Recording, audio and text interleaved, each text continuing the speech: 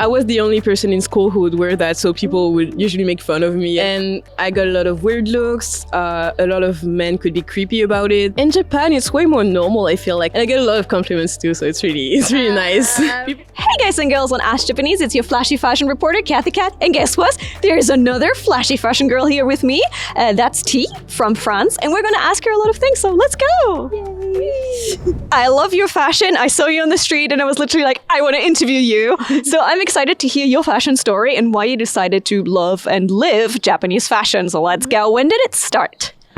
It started at like 11 years old, maybe. Mm-hmm. I started really young. Wow. What was the fashion style, the first one that you liked? I don't know if the kawaii style. I don't know if you really call it that here, but that's how we used to call it, at least back in Paris. Yeah, so like kind of like you, but I didn't have the confidence to wear like things that extravagant yet. But I wore like really pink things, Hello Kitty things, or just really cutesy things in general. Like pastels and such? Yeah, I really like pastel goth too at that time. Well, yeah, that's how I started. You started at 11, mm-hmm. And then did your style evolve over time? Yes. Then I started to go on the dark side. The dark side. So like more goth, punk, etc. And now I wear a bit of everything, kind of like all of the old styles. I love everything. So it started when you were 11. Could you wear that out? Or how many years did it take you to first just like look at it and then finally, let's go outside and wear this? I'd say I started liking and like learning about all of the alternative styles at 11. I started actually wearing them at like 13. Mm-hmm. But it was on the soft side. Mm-hmm. But I was the only person in school who would wear that, so people would usually make fun of me and all. But it actually helped me build like self-confidence and all, because now I really don't care.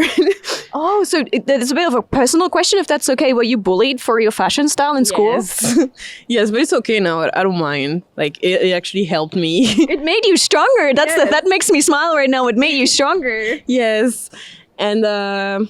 Yeah, then my style evolved and got more extravagant. Actually, I would say that now my style is less extravagant than that when I was like 16, which was probably the peak of alternative for me. Ooh, what was the fashion when you were 16? What were you wearing then? I would say I created my own mix of multiple things. I couldn't really name one style, but it wasn't still in the alternative and everything. I would also DIY a lot of clothes myself. But yeah, it was a really fun and creative time for me. Okay. DIY. What did you DIY? I guess a lot of things you couldn't get in France. So what did you DIY? Yeah. Well, for the things I couldn't get in France, I would usually just order them on the internet. I would also knit and sew a lot. I would do my own nails, makeup. I would dye my hair. Cut it myself. Like I would do a lot of the things myself. Also, my parents were not very supportive of my style. They would accept it because they knew that they couldn't change my mind, but they didn't like it, so they wouldn't help me. So I had to do most of it myself. But it was also part of the fun. What would you say is the difference between wearing, Japanese alternative fashion in France or wearing it in Japan? How is it different? In France, it's way less popular. It's becoming more popular now, but let's say when I started wearing it, no one was wearing that. Mm. And I got a lot of weird looks. A lot of men could be creepy about it also.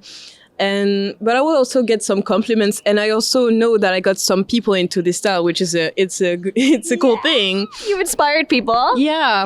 So there were also some positive sides. And now, well, people who already know me, they're not surprised by my style anymore. Mm-hmm. And some people are surprised on the good side, like the positive side, some on the negative, and that's okay. Mm-hmm. I don't mind. Mm.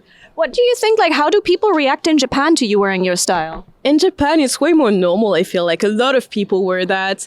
And that's where the style was born, kind of. So it's fun. And also I can meet a lot of people who wear the same style here. And I get a lot of compliments too. So it's really nice. What are like some difficulties when wearing this fashion abroad right now? First off, I couldn't take all of my closet with me. So it was hard to make a choice of what I was going to wear and all. Also, I didn't know what the weather was going to be. Mm-hmm. Also with my boyfriend and his family. So I I didn't want to like embarrass them, kind of. I wanted to go a bit more soft, but obviously I'm still alt and I always will be. But yeah, otherwise I found a lot of cool clothes, especially here in Harajuku. I bought a lot of things. And yeah, so even for the things I couldn't bring, I can buy some new things here, and that's great. You said you were traveling with your boyfriend's family. Did I understand that right? Yeah. How are they reacting to your fashion? Because you said you don't want to embarrass them. So how are they reacting to it? The thing is, they don't really mind. They don't like it. They don't hate it. They're okay with it. My boyfriend likes it, obviously. It's just my parents kind of dug into my mind that it could be embarrassing for other people. So I get a bit worried about it. But they said themselves that they didn't mind it. So It sounds a little bit like your parents are the strictest of all of the parents. My parents were really strict. Yeah. How are they now? Have they gone a bit better now that you've been wearing it for a couple of years? Well, no, I'm an adult, so they can't really say anything about it, even though I still have to make some compromises when I'm with them. And yeah, they accept it. They don't like it, but they accept it. Did you ever had like a big like argument with your parents about your fashion? A lot. The thing is, this is one of the things that I never gave up on. Like, I would never let them win on my fashion and my self-expression. This is something that was really important to me. So at some point, they just gave up. They don't like it. They're against it, but they know they can't do anything about it. So we just live together. You stayed strong. I did. Yeah. I respect that. They might not like it, but you love what you love. Yeah. Can you please give some advice to someone who's watching this right now who wants to try alternative fashion and maybe has classmates who are like, making fun of them, or parents like your parents who are against it? Well, I would say that once again, you can start soft. You don't have to go all the way now. And even if it seems embarrassing or people are making fun of you, you gotta ignore it. You gotta keep going. And I know it's hard because I went through that, but at some point you're just not gonna care anymore and you're just gonna enjoy it. And you're gonna find people that also enjoy it. You're gonna find people of the same style. And that's just great. It's gonna get better. You find your tribe, right? Yeah. And you see, we saw each other in Harajuku. Our eyes met. We're like, oh my God, I want to talk with you. And boom, good energy. It's easier to find these people here, but even in France where it's not very popular, I still found people. So it's possible. If you're starting out with this fashion and you can't afford all the expensive things, do you have some like little ideas, hints, or hack how to start the fashion maybe back in Europe and France? Well, there is fast fashion, but I would not recommend it. This is not ethical, but I will say that I started like that because I really didn't know about it at the time. But thrift stores, I know you can't always find cool alt stuff, but you can find basic stuff and DIY it into something alt. You don't need a lot of money for that, and you can find them basically anywhere in the world. You just need to find scraps of t-shirts or like fabric, anything, jewelry, anything, and you can make anything with anything. That's really, it's part of the fun of being alt. Good idea. Yeah, thrift it, make it happen. It's fine. Just have fun with fashion. Exactly. Yeah, and layering. Layering is really important. Layering. Okay. All of this. So can you give me a quick item check of what you're wearing today? Your coordinate check. Let's have a look at the different things. Okay, so this, sadly, I do not remember the brand, but I bought it like 2 days ago in Japan. It was in Shibuya. This dress is from Hell Bunny that I got on Vinted. The leg warmers are from France too. It's like a supermarket, like kind of a donkey, but smaller. Okay.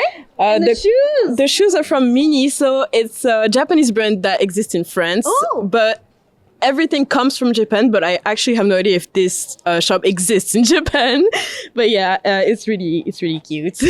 And also your choker and your accessories? The choker is from the same brand as this, because I bought them at the same time. Most of the necklaces, I got them from thrift shops. My rings are from Bershka. Once again, I do not know if it exists in Japan. And the nails are also from the same shop as the headband and the choker. Nice. And your bag, Gurumi? No, it's Gloomy Bear. Yes, Gloomy Bear. I got this from Vinted too, so I have no idea what the brand is. And this is from Donkey. Yay! Thank you so much for your time. You're welcome. Do you have any final words to say? You gotta keep being alt. Yes! Keep doing what you love doing. If you love fashion, we have done another video up here. Be sure to check that one out next, and I'll catch you soon on Ash Japanese. Thank you. Bye.